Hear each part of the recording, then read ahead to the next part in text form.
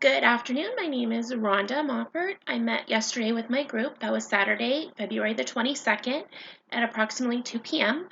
We set a minimum time of about 90 to 120 minutes, and it was right at 2 hours was our group meeting. I arrived an hour early to help set up the living room and to set up snacks for everyone. We had decided early on that it was going to be not only the purpose of me completing this project, but also fellowship for us as we had not gotten together for quite some time.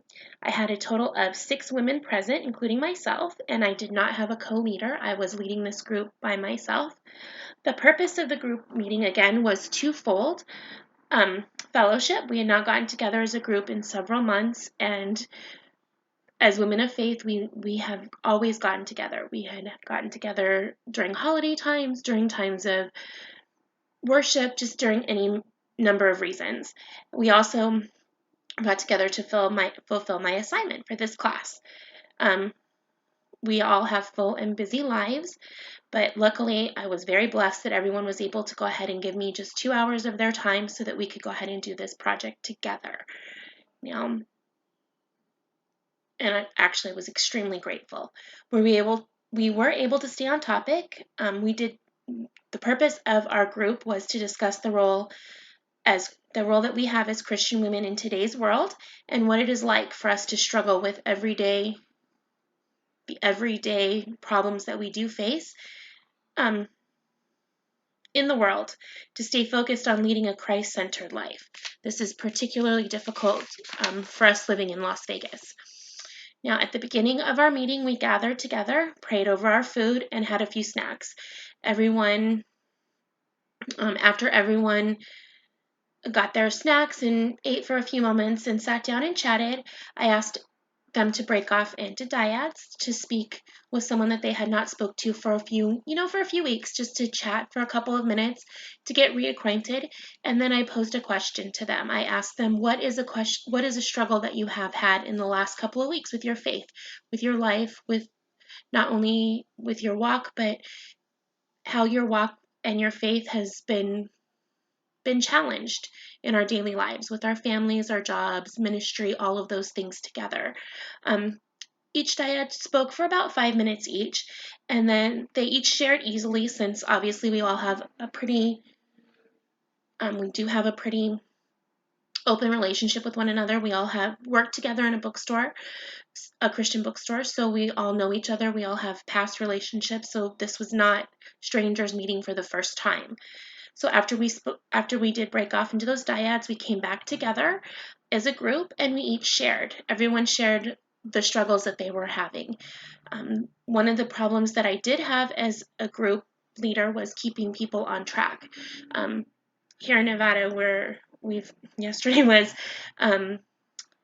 part of the Nevada caucus, so everyone had a lot of things on their mind about the political process that's going on in this country, and I had to bring them back several times off of that subject and just keep it back to what it was like being a woman of faith in today's society, not necessarily a woman that's dealing with all of the political issues, but just personal issues. The purpose of the dyad was to create comfort, not only with each other, but with the subject matter. Everyone may not be comfortable with addressing the struggles that they're facing. Everyone wants to be able to keep the facade. They want to show that they're doing wonderfully and everything's great.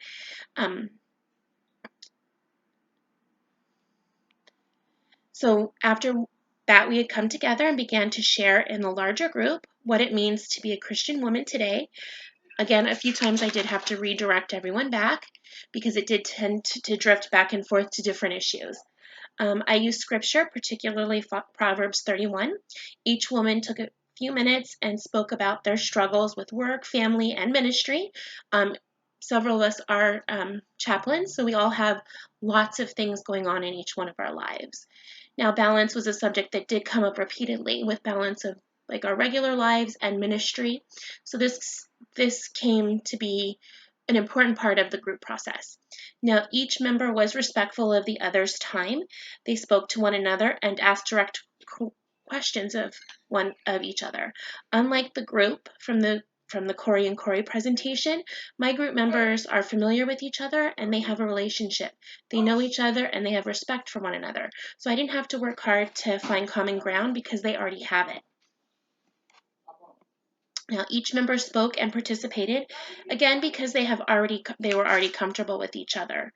Now, at closing, I challenged each member to text, call, or message one another to encourage each other and ask what's going on in each one of their lives.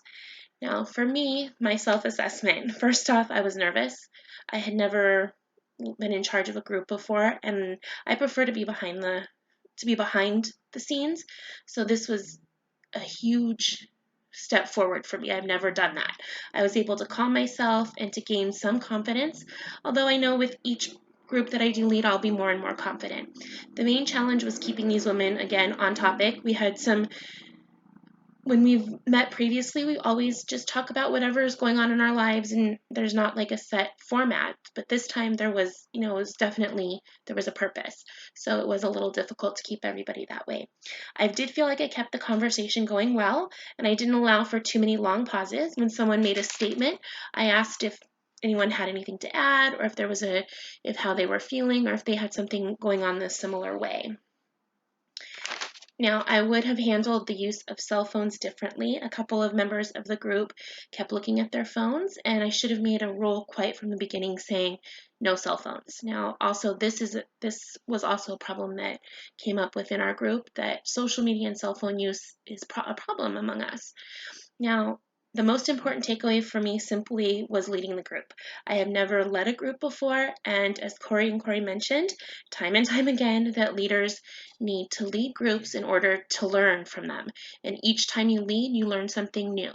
And so I hope that this first experience will just be that, a first experience, and that I will be able to take this and build on it. I would like to continue to build each time and learn something new from each group that I know. Now, I knew going into this group that these women all like to share and we all talk and have so much in common, so it was easy for me to work with that. I will definitely need to get over my nervousness. Like most people, I don't like public speaking, and this is one of those things that all of us have to sometimes do. So I was able to lead through my nervousness and use that nervous energy in a positive way. Now, I know that in future, because I got through this, I know that I can do all things through Christ who does give me the strength. Thank you.